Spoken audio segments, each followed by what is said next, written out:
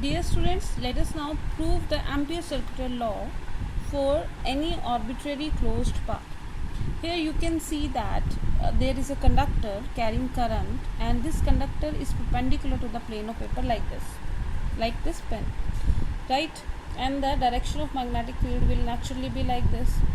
Now since this is arbitrary direction, arbitrary closed path, so we have taken here the different length elements dl1, dl2, dl3 and so on, making an angle d theta 1, d theta 2 and d theta 3 corresponding to these length elements, and let r1 be the radius of this length r element, r2 be of this, and r3 is for this arc, and so on.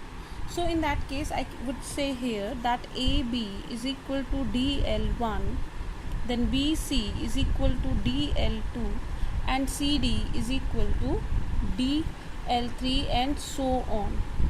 And naturally the sum of these angles should be equal to 2 pi, so that is equal to d theta 1 plus d theta 2 plus d theta 3 and plus so on d theta n, if we would have, then that equal to 2 pi, right?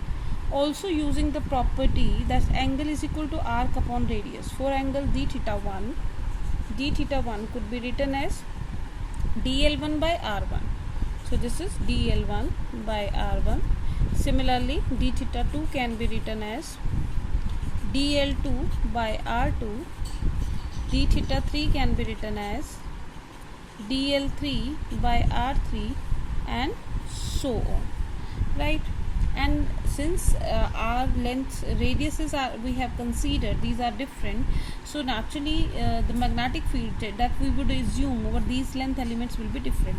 So in that case, if B1, B2, B3 so on with the magnetic field associated with the lengths dl1, dl2, dl3, so in that case we can write B1 is equal to mu naught 2I by 4 pi r1. Similarly B2 can be written as mu naught 2I by 4 pi r2, and similarly B3 can be written as mu naught 2I by 4 pi r3 and so on. Now we know that line integral of B dot dl, since this indicates the sum of the all magnetic fields, so in that case we will write this as equal to B1 dot dl1 for the first length element, B2 dl2 for the second length element, B3 L3 dl3 for the third length element and so on. So putting these values we will get this B1 is equal to mu naught 2I. So rather I would take the factors to be common.